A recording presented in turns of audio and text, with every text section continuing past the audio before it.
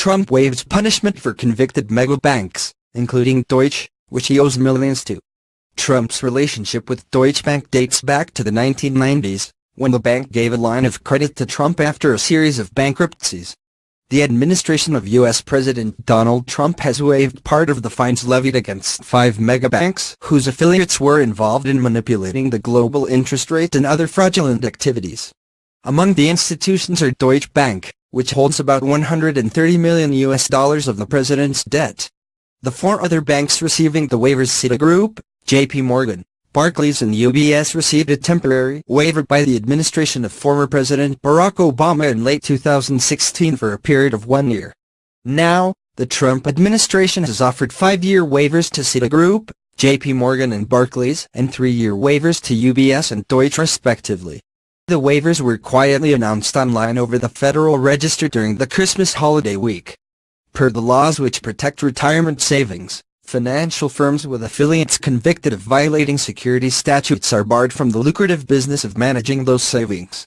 However, a special exemption from the U.S. Department of Labor allows these firms to keep their status as qualified professional asset managers.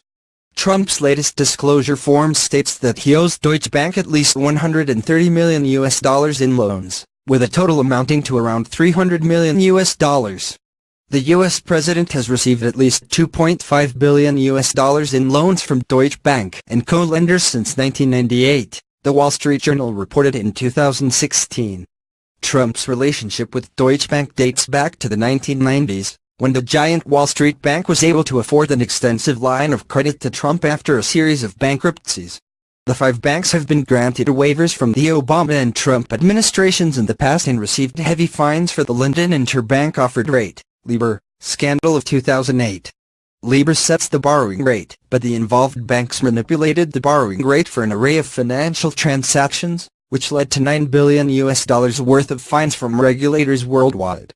Deutsche Bank, which was implicated and fined $10 billion for the Russian money laundering schemes last year, paid a whopping $3.5 billion for its involvement in the scandal, the highest among the defaulters.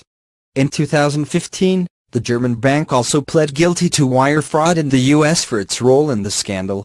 Later, just when Obama was to leave office, Deutsche Bank made a $7.2 billion settlement with the Justice Department for misleading investors in mortgage-backed securities.